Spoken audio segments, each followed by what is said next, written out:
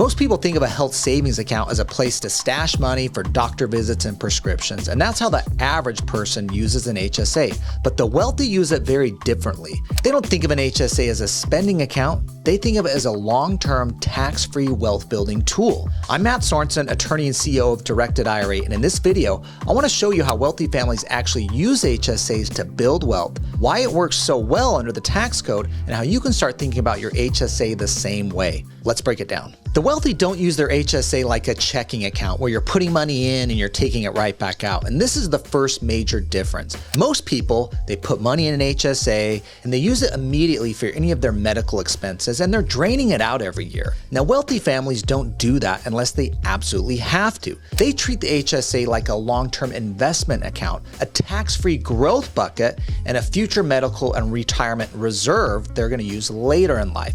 And what I want you to know is spending from the HSA early kills its real power. The reason HSAs are so powerful comes down to the tax treatment. An HSA gives you a tax deduction when the money goes in, you get tax-free growth while it's invested, and you get tax-free withdrawals for your qualified medical expenses. Now, most people know about that triple tax benefit, and there's no other account in the tax code that does all three. But also there's no income phase outs. You don't have to itemize to get these deductions, and the deduction shows up on the front page of your 1040 tax return. The wealthy prioritize these types of tax advantage accounts that give them this kind of certainty and tax-free income. Savvy HSA investors maximize their contributions early and consistently. And this is another big difference, and it comes down to timing. Savvy HSA investors don't wait until the last minute to fund their account. Instead, they contribute as early as possible. When it's January of 2026, they're making their 2026 HSA contributions,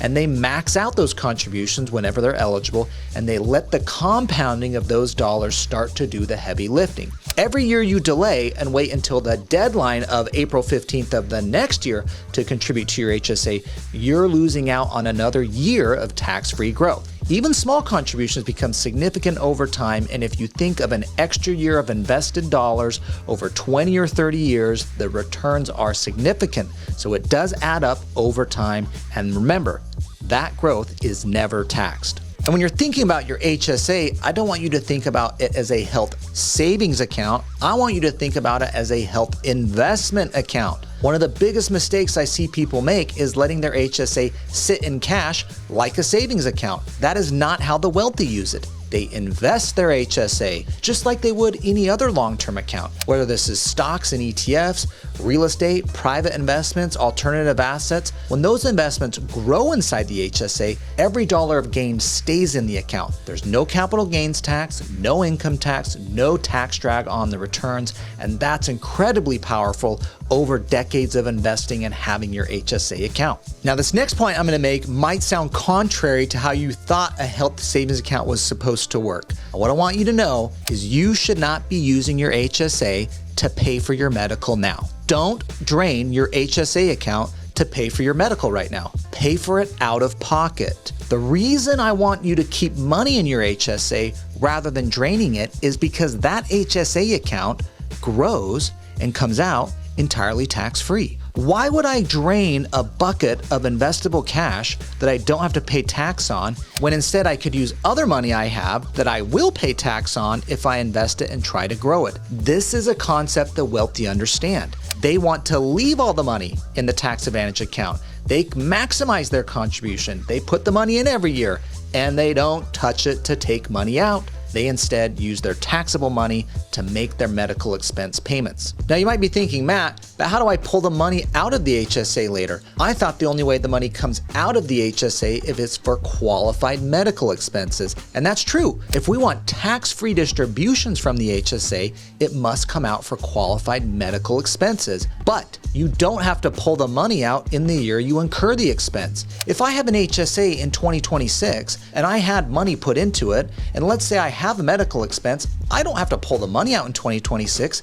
I can pull the money out in 2046 for that medical expense I had in 2026. And all the returns and gains are building up in my HSA that I'm going to use in the future for my medical expenses. But remember, as long as you have an HSA, any medical you have is now qualifying, whether you pull the money out and reimburse yourself back 5, 10, 20 years later. That money can stay in, growing, staying invested. And remember, the number one expense in retirement is healthcare and medical expenses. This will be a significant expense later on in life, and we will have a large HSA, this future medical war chest we can use to draw out of it for any of that future medical we have. And if we want to just use it for our lifestyle, we don't have much medical expense in our 60s or 70s.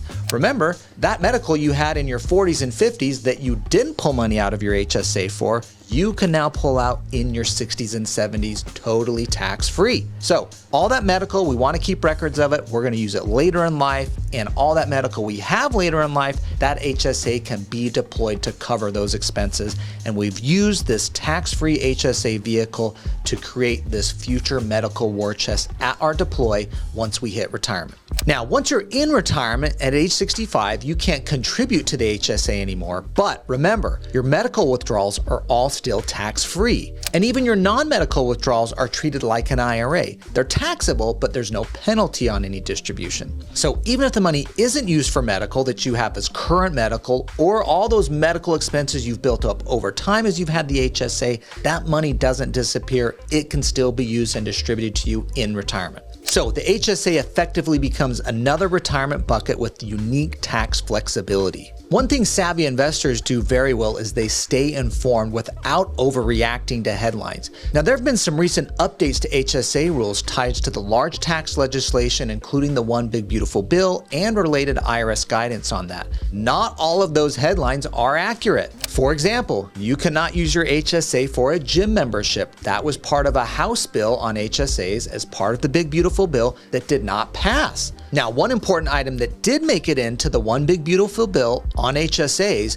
was that bronze plans, for those of you that shop on the individual marketplace, automatically will qualify as an HSA qualifying plan. Remember, in order to have an HSA, you must have a high deductible qualifying health insurance plan. But the punchline here, and what was part of the One Big Beautiful Bill, is bronze plans now automatically qualify regardless of the carrier or coverage. The key thing here is smart investors are paying attention to what actually passed and is in the law, not just the headlines and the politics surrounding it. Now, the reason HSAs remain so attractive is that the core structure hasn't changed. Contributions are deductible regardless of your income. Growth is tax-free when you invest it, which you can self-direct it by the way, and your qualified withdrawals are coming out entirely tax-free.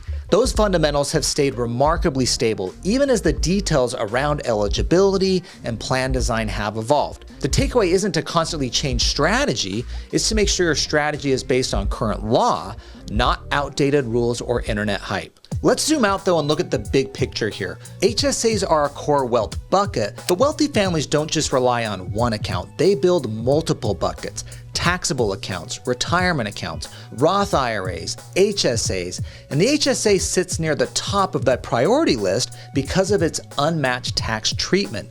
It's not exciting, it's not flashy, but it's incredibly effective. The difference between how most people use an HSA and how the wealthy use it comes down to mindset and patience. When you treat your HSA as a long-term tax-free investment account instead of a short-term spending tool, it can become one of the most powerful pieces of your wealth plan.